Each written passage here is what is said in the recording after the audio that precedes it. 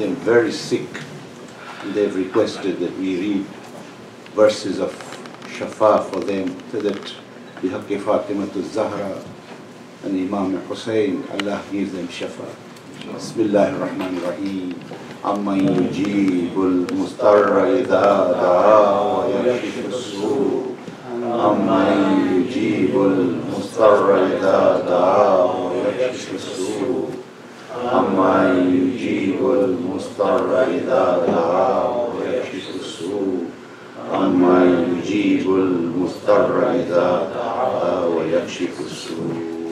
Allahumma salli ala Muhammad wa ali Muhammad.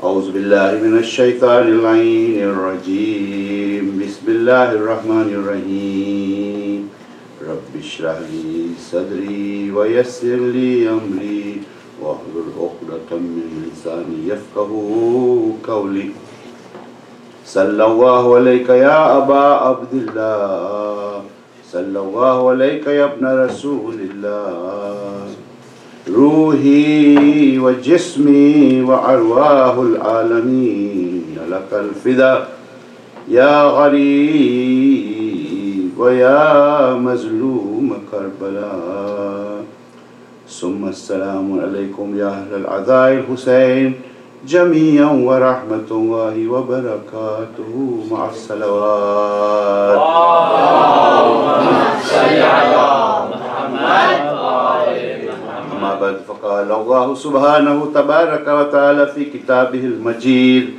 بسم الله الرحمن الرحيم فانتظروا إني معكم من المنتظرين.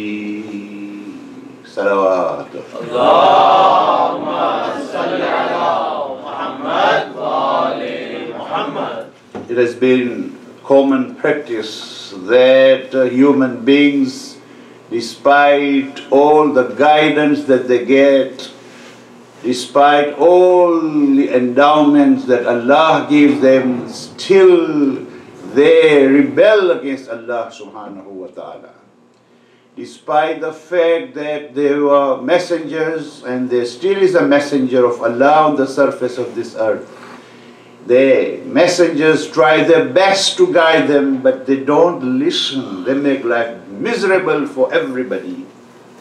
To that extent that those few followers, those few who abide by the laws of Allah, they get so much frustrated that they are on the verge of losing hope. And therefore, at that moment in time, in that moment of crisis, Allah subhanahu wa ta'ala gives them steps of hope. And He tells them, oh my messenger, tell them that let them wait. Let them wait. The way you are waiting, let them also wait. And let us all be among those who wait. Meaning, the community wait, those who suffer wait, the messenger waits, and Allah subhanahu wa ta'ala says He is also among those who are waiting. Now, why does this happen?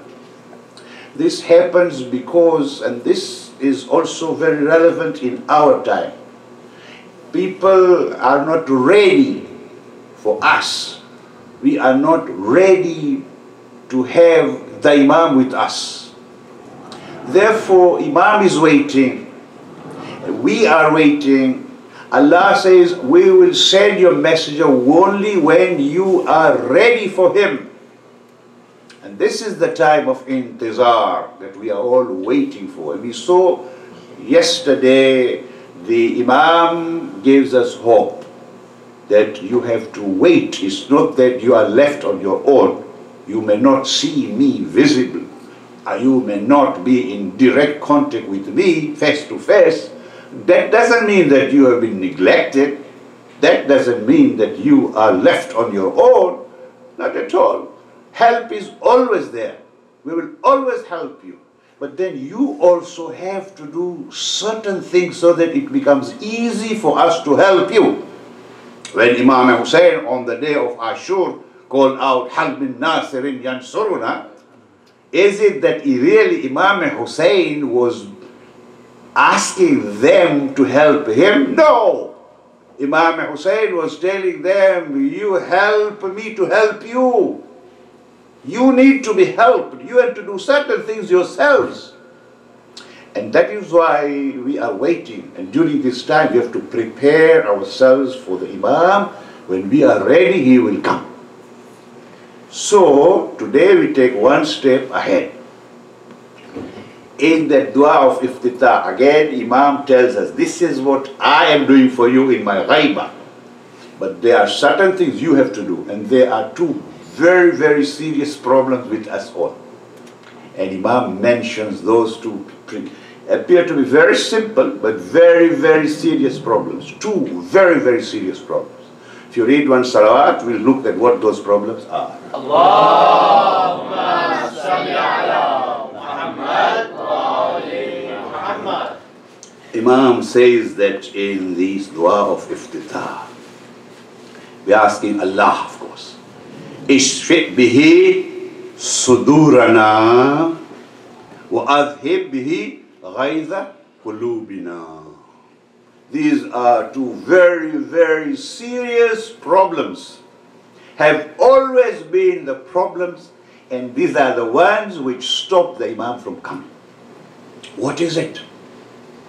We are asking, Ya Allah, for the sake of your representative, the Imam of the time, help us clean our chests. And وَأَذْهِبْ بِهِ غَيْظَ قُلُوبِنَا, and help us remove stains of what? Anger and hatred from our hearts. These are the two problems that have always been there. The problem is our intentions. Clean our hearts. Make us be sincere. Sincerity of purpose is one of the most important part of human behavior. If we are sincere in whatever actions we do, guidance is immediate and imminent. And you have seen it yourself. Example is your own center here. Look at the intentions, your own intentions. Whenever intentions are clean and clear, you see things happen that are not expected. You don't expect it, and it happens very fast. This is what Imam says.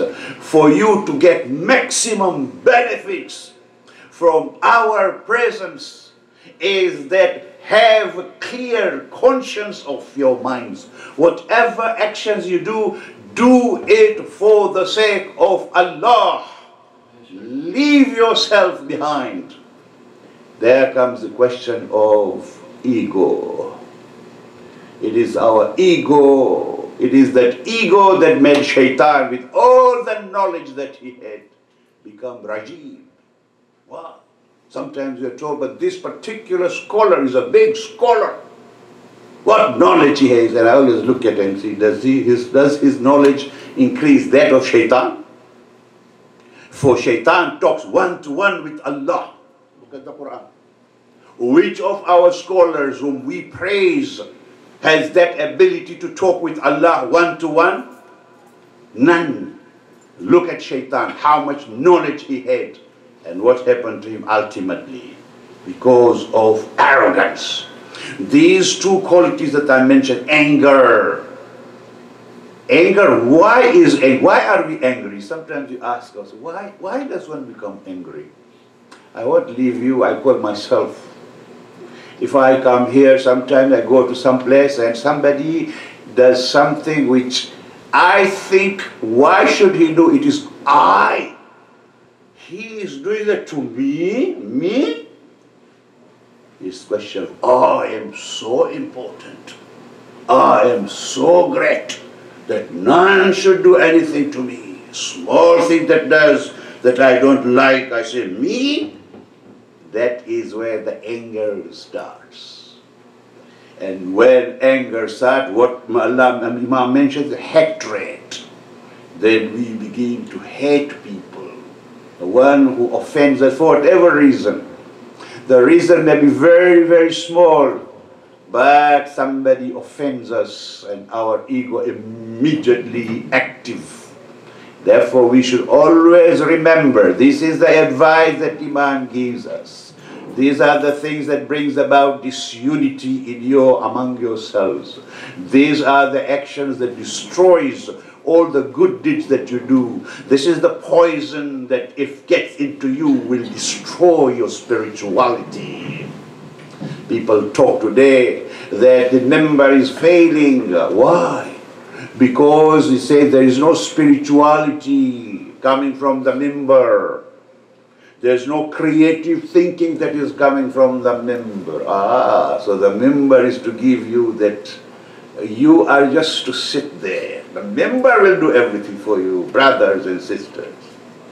The member will do as much as it can. You also have to work.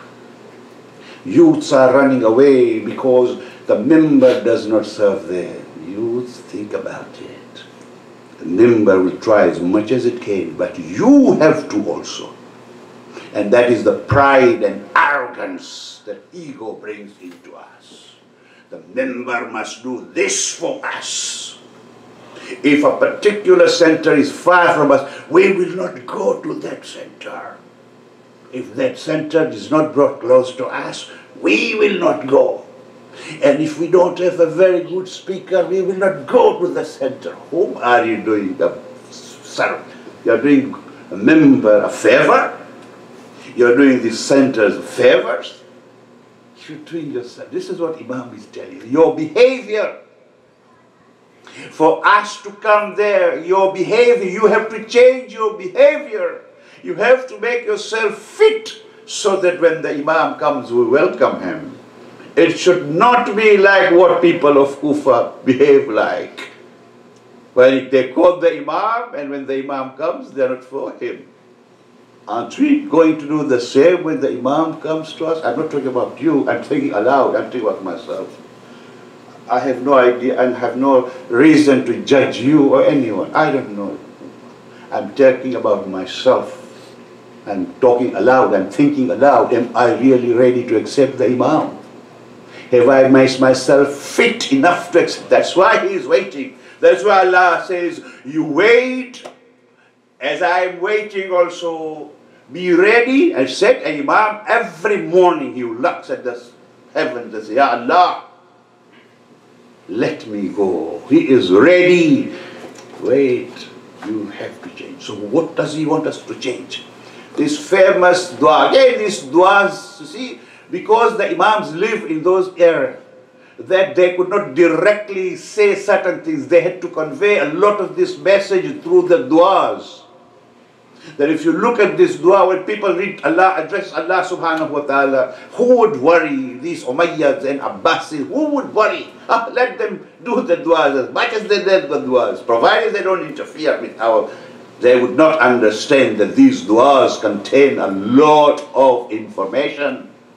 There is this dua which is recommended to read at least every Friday, or once in your lifetime, at least read it. This is the dua famous, and this is the dua that all of you must be knowing about it. Allahumma rzuqna tawfiqa ta'a wa ba'd al-ma'siyah wa sidq al-niyya. That dua. Everybody reads it. Some of them have committed to. Do you know what that dua is? Do we have a ponder to see what that dua does? That dua, Imam alayhi salatu wasalam tells us, bring in changes in your behavior and you will see how fast we will come. What is it that we have to change? This dua, if you look at it carefully, it's made up of two parts. Again, the first part addresses to all the people. And the second part now chooses every discipline, every walk of life specifically for certain people. Or first part, there are 18 different psychological human traits, human behavioral traits, 18 of them. that Imam says, change them, take care of them, and you will see what happens. What are these? I will go very fast, we don't have much time. Number one, Allah, we say, Allah, bless us with what? With obedience. Allah, simple thing. We have to obey. Ati Allah wa ati Rasul wa ulil amri min. Obedience. Whatever Allah tells you through His Prophet, accept it. If you are told to pray, pray. If you are told to give zakat, give. If you are told to go Hajj, do. Whatever is possible, and Allah does not give you anything which is impossible for you, do it.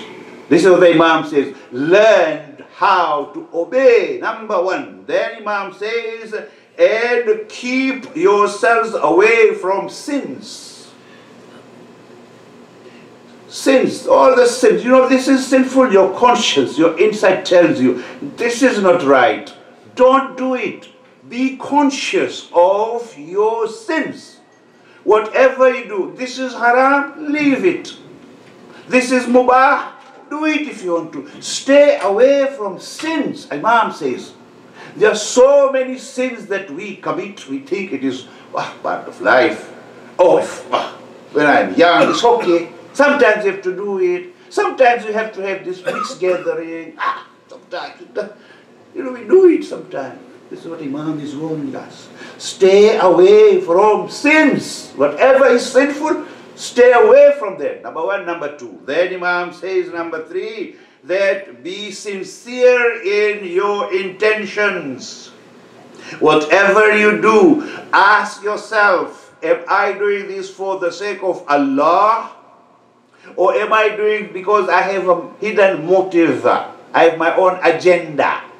And I'm doing this because I want to achieve something else. It's not for the sake of Allah. I'm giving charity because I want people to say, look, he is a giving type. I am praying so much, I want people to think this is a very pious person. There is a tradition that says one person goes in the mosque and he is praying and then somebody else is coming behind. So he wants to show him how pious he is. So he makes his prayers so long. He keeps on praying and praying and praying and praying. Ultimately he looks, if that's the man's seat, it happened to be a cat. See, this is what we are. We sometimes do so many good things. We think that others will, one will appreciate, or if he appreciates, that doesn't matter. What you do is do for Allah. This is the Imam says that make sure that you are sincere in your intentions. And for that, number four, recognize your limitations. You have your limitations. Recognize your limitations. Whatever you can do, do within your limits. Do not, for example, give false promises because you are, to be pressure. Oh, there is this, we are opening a mosque. Oh, I'm going to give so much money. Do you have the capacity to do that? You gave a promise and then you cannot fulfill it. You do a lot of things you think I can do. Imam says, therefore, look at your own limitations, see who you are, what you can do, do, what you cannot do, don't do it. Stay within your bounds. When it comes to spending your budgeting at home, do it within your means. Spend your money according to what you have. Don't overdo. These are simple things. But they are the things that Imam said, take care of that. Then the fifth one Imam says is ask for guidance and be steadfast. Be steadfast. Be firm in whatever you are. If you are a businessman, then be firm in your business. In your profession, be firm. In your life, be firm so that people see, this is a man who is shilly-shelling all the time. They look at you and say, this is a man of integrity. This is a follower of Ja'far as-Sadiq. These are the Shias of Ahlul Bayt. Steadfast in their behavior, Imam says. Then the next thing Imam says, Ya Allah, Ya Allah, number 7. And then he says, guide us in our tongues. Allah. Tongue. This tongue, this is the one that will take us to Jannah or Jahannam. We say, whenever you say anything, Imam said, think about it. Think about what you say. Look at the situation. Don't just jump and say things that may create a lot of problems. Especially these era, these ages where we all have to come together. Don't say certain things which people divide people. Allah says in the Quran, there is a verse of the Quran, do not say bad things about the idols. Those idol worshippers, don't say bad things about the idol worshippers. Because if you say bad things about them, they will say bad things about me out of ignorance. Don't do that. Say good things, mind your tongue. Masumin have taught us how to show our objection. We will recite those things on the day of Ashura. Allahumma lan awwala zalimin zalama haqqa Muhammadin wa ali Muhammad. And so on. Imams have taught us to show how yes, there are certain issues on which we feel very, very strongly. And you must express, but do it the decent way in which Masumin have taught us. Don't do it in such a way that you can create a lot of problems. And you'll close doors for those who need guidance. Therefore, Imam says, mind your tongue. And use your tongue, Imam says, number 8, with wisdom. Have wisdom, be wise, think about your situation in which you live. Use your common sense, see what is it that I say, what impact is going to have on others. Have sensitivity. Think about others. Put yourself in the position of others.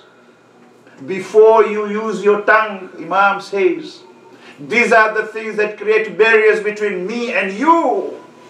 These are the things that prevents me from coming there. Because if the Imam comes here, and if somebody says something which is improper, the Imam will correct him immediately. What will that person do? Hit back at the Imam? This is what Imam stops him from coming. Mind your character. Change yourselves, make yourself better. Mind, therefore, use your tongue with wisdom.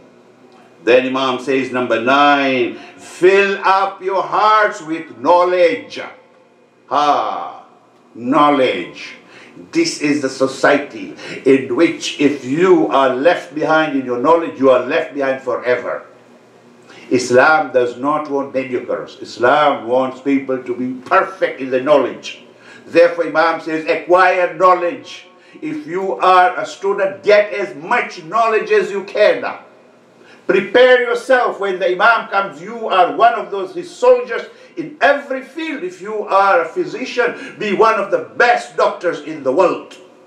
But your intention should be clear. You are doing it for the sake of Allah. And you are preparing yourself so that when the Imam comes, you are first amongst the foremost and say, Ya Imam, I am the doctor, I am going to serve the medical field. And if you are a teacher, be the same. And whatever you are, this is what Imam says, acquire knowledge as much as possible. The Shia community has been left behind in many places because of that. Those countries today where the majority are Shias, but they are being ruled. Why? Because knowledge-wise they fell behind. Therefore, acquire knowledge, understand. This is the reason why when we read these du'as, understand what you are reading. You read the Quran, there is a lot of sawab in reading the Quran. There is no doubt about it. Watching, looking at the verses of the Quran is an act of worship. There's a lot of sawab for that. There is no doubt about that. I'm not saying don't read at all. Read it. But then there are 4 stages. Read it, number 1. Understand it, number 2. Number 3, make it part of your life. And number 4, show it to others. This is what Imam says, understand, whatever you are doing, understand, just don't do it for the sake of sawab. Yes, sawab is kebab. Sawab is that it brings in inner change, that spirituality that we are talking about. If you just go on reading the du'as and you don't know to understand it, then you blame the member. Then you say the member is failing us. Who is failing you? The member is failing you, the imam is failing you. You are yourself responsible that you do not want to know. Therefore the imam says, I cannot come unless you fill up yourself with knowledge. Number 11, Allahu Akbar. Purify your stomachs with haram. When you eat, make sure you eat halal rizq. Because haram rizq has its own impact on our spirituality. Young man, if you are not spiritually motivated, it's nothing to do with member, it's something to do with yourself. Check what you are eating and what you are not, young man. Don't blame those who have spent their lives built up for you these structures. And today you look at them, they are failing us. Our parents are failing us. Who is failing you? When they were capable, they did whatever they could do for you. Now that they have grown old, you take over and do something. Don't blame people. Therefore the Imam says, take care that you take halal rizq. Eat halal rizq and stay away. The next one is from doubtful. Imam Hassan and Imam Hussein were discussing. Two brothers, they're imams, but they're talking with themselves about issues of haram and halal. They're talking about it, both of them. And they're talking about what to be done. Their sister, Hazrat Zainab, she is sitting there and listening. When the two brothers Imam have talked, she says, can I also add on to something here? They say, yes, what is it? He says, in my position, this is what she said, if I am in a position where there is haram and there is halal and there is that shadow in between, we don't know whether it is halal or it is haram, I will always leave that thing, I will not do that. And the Imams of the time said, marhaba, marhaba. This is what the Imam is. Can you do that? If you are not sure it is halal or haram, I must see. Okay, we just eat it. Doesn't matter. No. Imam says, be careful. Distinguish between halal and haram. And when it is doubtful, keep away from it. Then Imam says, restrain your hands from injustice. Sometimes we are put in a position where we hate somebody so much, I'm going to hate him. Imam, don't do that. Don't be physical, Imam says. Don't be physical because you will do injustice to somebody. Imam as-Sadiq alayhi salatu wasalam,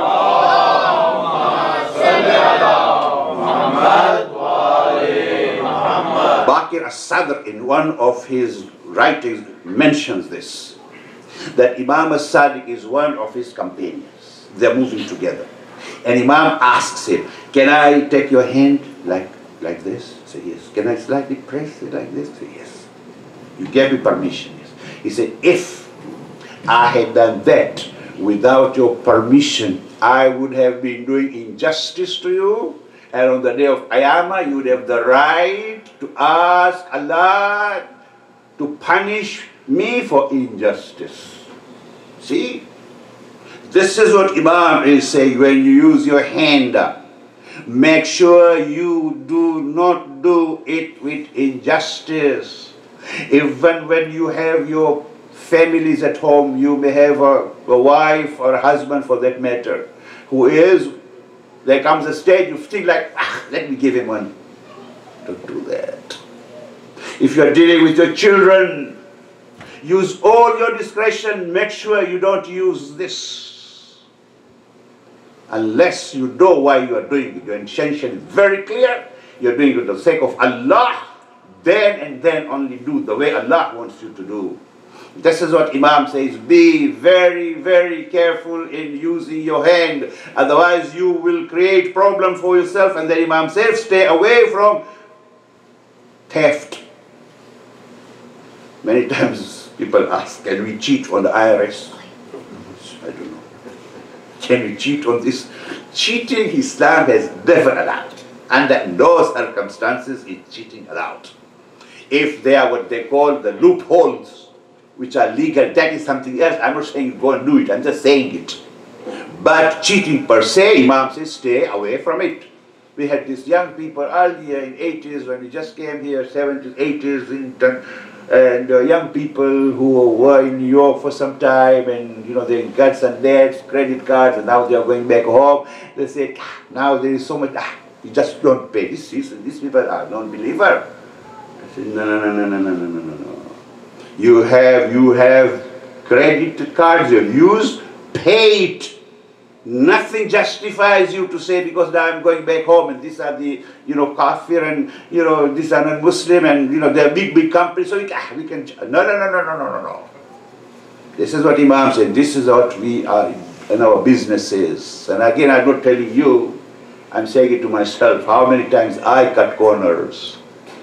And this is what Imam says, that in your dealings, be straight. Do not cheat, do not do thieving. I'm going very fast. The 15th one is your eyes. Keep them from immorality. So difficult these days. You turn on your TV, what do you see? Whether you want it, you don't want it, what do we see? Everything that we see is immoral. So much immorality. What do we do? How much do we keep away from that? Be careful. Does it mean don't open the TV? No. But do within now. There are Shari requirements that we have to know. There's no time to go to all that. But actually accept that fact, that there are certain things that we are not allowed to look at. At least accept that fact, that when you see certain things on the turn, it happens that when our children are there, they close their eyes. We tell our children, close their eyes, and the children close their eyes, and then they open like, see, out of curiosity. What is it? We do everything ourselves, and we tell our children, don't do it. It doesn't work that way. So we have, see, these are simple things that you don't expect to come from the mimbar. People are talking these things from the mimbar. They should talk about philosophy of life. They should talk about Darwin and whoever. They spend a lot of time talking about Haram and Halal. But these are the things that are required, brothers and sisters. Now I will tell you this. These days people will tell you what you want to listen. They don't say what you should listen. And therefore people like us, old people, we don't want them anymore. We want young people because they tell you what you want to hear. This is not what Imam wants us to do, and it's our responsibility, and we do it. We castigate it ultimately, but we have done our job, and our job is to say, and don't breach your faith. These things, your faith, make sure what is your faith. What does your faith tell you? Don't compromise on your faith. If you invite, this is a Shia center, of course, and when we invite people from outside, we have to have a lot of respect for them. If we invite people from Ahlul Sunnah, we have to have a lot of respect for them. Because we are inviting, we open the doors for them. They may not agree with everything, we don't agree with them in everything, but there are some common basic things that we have in common and in these days. And that's why I say Imam is not for Shias only. These Imams are for all Muslims, for all human beings. And therefore we should try to be very, very accommodate in certain areas. When we invite, like the Prophet on the day of which you had the Kushali very recently, Mubahila, how much the Prophet accommodated for these people, allowed the Christians to pray in the mosque, their way. So we can invite people when they come there, but because they are here, now we should move from the azan, ashhadu an la, ashhadu anna amir al-mu'minin. Because we want to please them. What is this? Ashhadu an amir is not part of the azan, agreed. But it's our identity. If somebody you have invited from Ahlul Sunnah, he will know that you are going to recite your azan and you recite it in your way. Don't curse anybody, but at the same time maintain your identity. This is what Imam is saying here, that don't make these compromises on your faith, matter of your faith. Number 17 is close your ears, Allahu Akbar, to idle talks. When there is this nonsensical talks that are going around, close your ears. Don't get involved in these petty things. They destroy communities. And finally, the 18th one, Imam says, is stop backbiting, riba. These are 18 things. Each one of them is a subject by itself. We had to rush through it. And as I say, this is just to give you indication of what is expected out of us. These are the things that prevent Imam coming to meet us. After this, then the dua takes another turn. And now it mentions 18 different areas. Now individual, these are for all. Now Imam looks at students and says, for you students, you have to do something extra. Imam says, this is what you have to do. For you leaders, you have to do this. For you who are going for Hajj, you have to do this. 18 different scenarios. That inshallah will be for tomorrow if we are alive. See, this is the reason why I say that you're so lucky that for the sake of Hussein ibn Ali, to listen to Masaib of Hussein ibn Ali and to console Hazrat Fatima to Zahra, you are all here.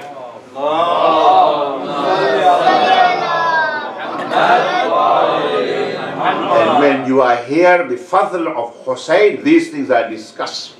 Other communities don't have that opportunity. You have that opportunity. Make use of it. So far as we are alive, I know there are schools. I know there are work. I know there are difficulties. But these are the trials. If you tell the children that because tomorrow is school, so we are not going to the center. You're prioritizing your school. There comes a time the children will grow up and will tell their children, and therefore you are already setting up. Don't do that. I know it's difficult, but teach your children to be. This world is full of difficulties. In life, they will face some challenges.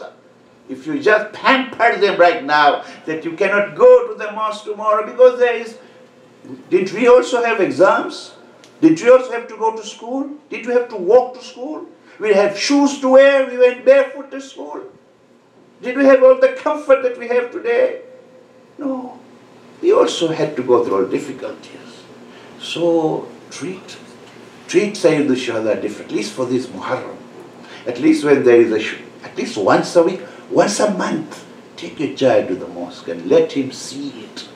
And when there are days, difficult days, at least once a day, tell him tomorrow, you won't miss your classes, but you will go to the center. These are sacrifices for Ahlul Bayt. Look at these children of Ahlul Bayt, and we are going to talk about these two children of Muslim ibn Aqil. In 67, when I first had that opportunity of going for ziyarah of Sayyid al-Shuhada, Aba Abdullah Hussein in Karbala.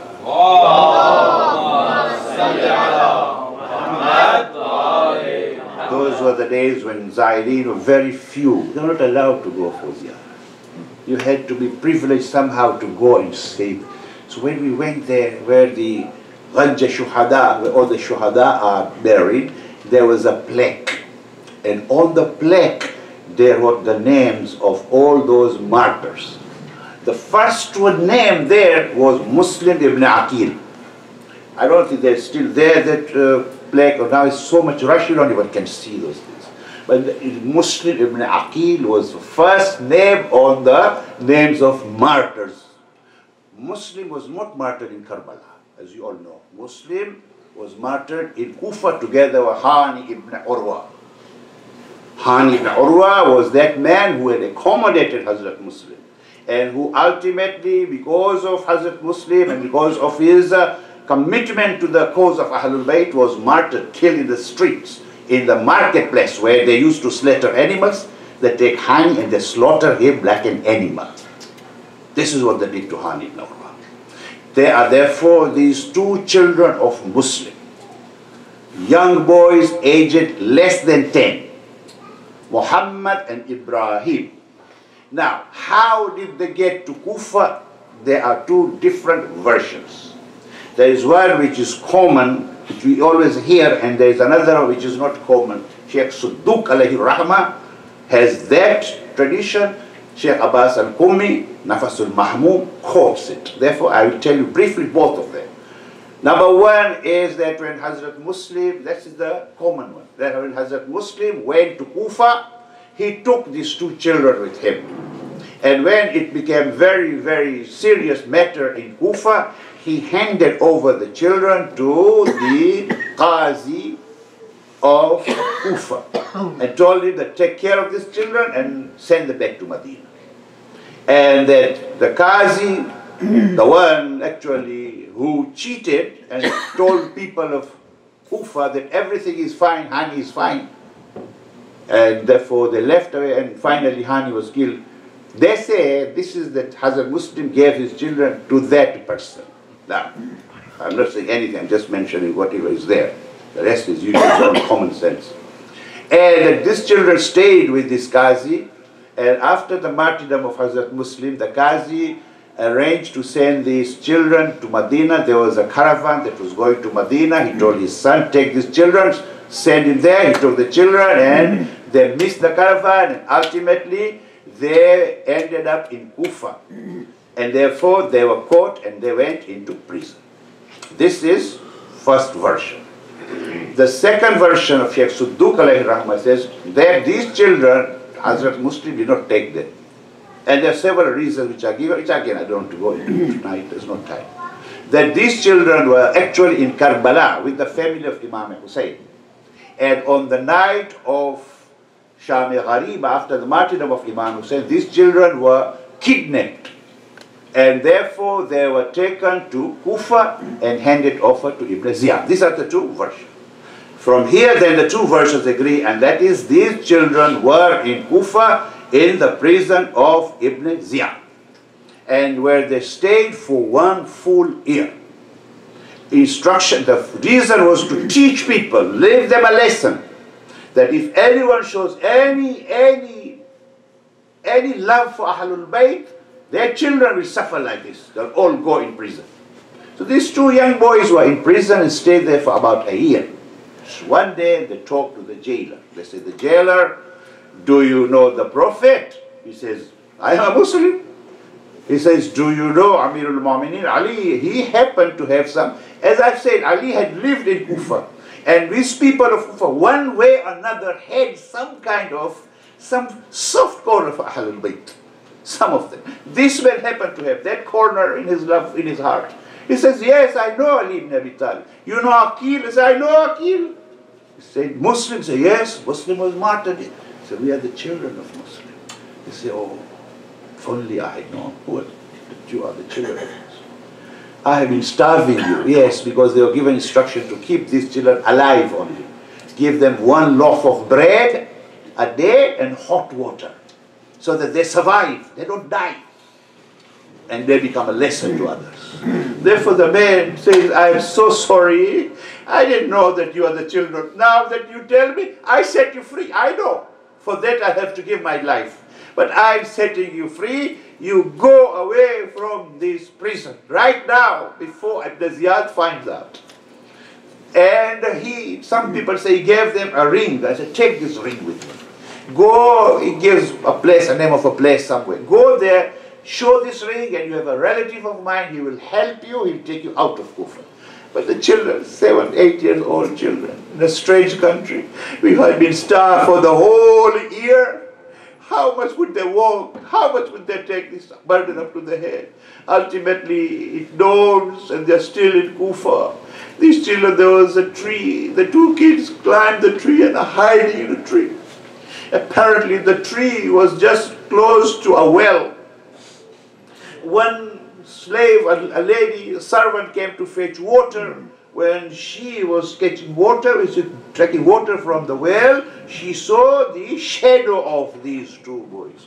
And some writers say that this lady looks at them and says, tell me, are you human beings or are you angels? This is how these children look like. They say, no, we are ordinary children. He says, who are you? So we are just lost here. He said, let me take you to my house. My house woman is a good woman. Tell these children, takes them there.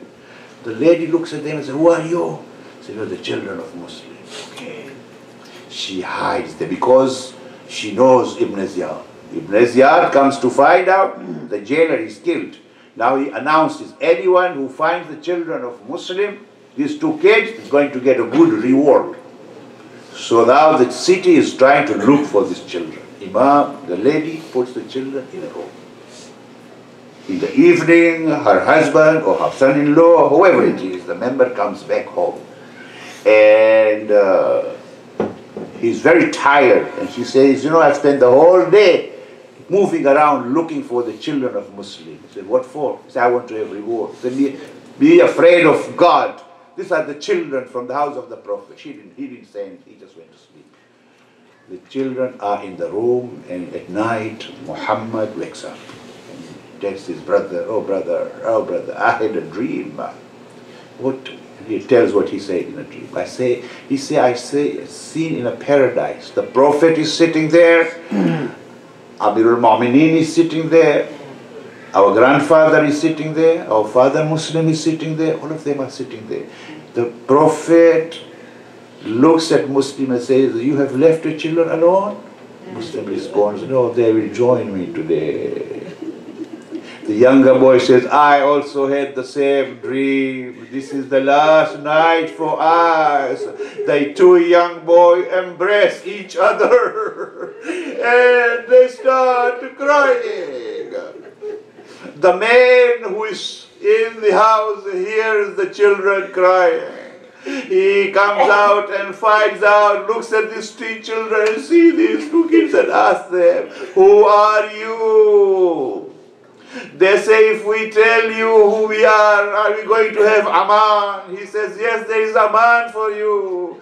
There is protection for you. The children said, we are the children of Muslim. Would you bear to hear what the man did after that? Haris, the man, he slapped the children. He beat them and he said, I spent the whole day looking for you. My horse died and I couldn't find you, and you are in my own house. He beats them, and then he takes these two children. There is a pole inside. He ties them with a rope, and the children spend the whole night tied with a rope to a pole. Early in the morning, Haris takes the children to the Furat. He takes them to the shore of the river, and he intends to kill them. These are the children, as I said, they want to save these men from committing this heinous sin. They tell him, don't kill us. Why do you want to kill us? If what is Ibn Ziyad wants, take us to Ibn Ziyad, but why would you have to kill us? I said, no, I have that hatred for your family. I will have the pleasure of killing you and getting the reward. When it became absolutely clear that he was going to kill them, these are the children from the family of Ahlul Bayt. They have a message for all the children of the age, all those children who are to come from Muslim families, that at the last moment of your life, do not forget Allah. Then they say, oh, if you just have to kill us, then give us enough time that we should fulfill and pray 2 rak'ah and do shukr to Allah subhanahu wa ta'ala. Hari said, pray as much as you can. I will not save you, I will not leave you. These two children pray, and then they raise their hands, Ya Allah, judge us and him. You are the best of the judges. These are the brave children of the family of Hashim. These are the grandchildren of Aqil. These are the great-grandchildren of Abu Talib. Now that it has become clear that they are going to be martyred, now they stand steadfast. The elder one tells Harith, you then kill me first. The younger boy says, no, Harith, kill me first. Haris catches Muhammad and slaughters him. The younger brother lives to see his elder brother be killed. He took the head of his brother, he kissed it and said, "Oh brother, I'm so glad to meet you." Haris took the body of Muhammad and threw it in the river. Ya Allah, what a love this brother had for his other brother. The body did not sink, the body did not move away, it was waiting for his brother. Haris then slaughtered the other boy Ibrahim and took his body and threw it in the river. The two boys together floated away from the river. Haris, Nafas al-Mahmum says that then Haris took these two heads and went to the court of Ibn Ziyad. And he displayed the two heads. Ibn Ziyad was so cruel that he perpetrated all those crimes in Karbala. But I do not know what was in these children that when he saw those heads, Nafasul Mahmum quotes, he says Ibn Ziyad stood up once, then sat him down, then stood up again, then sat down. Say, Haris, how could you slaughter these two children? If Ibn Ziyad could not see, just imagine the mother of these two children. We have mother sitting behind the curtain. Just put your positions in the position of Ruqayya, the mother of these children. She did not know what happened to them. Her prayers were, Ya Allah, before I pass away, let me see my children. Allahu Akbar, what a test it was for her. And she passed away, not knowing what happened to her children. إنا لله وإنا إليه راجعون ألا لعنة الله على القوم الظالمين मातमे Hussain हो गया मरना से तम अब्बास का कहते हैं मातम हरम अब्बास का हो गया मरना से तम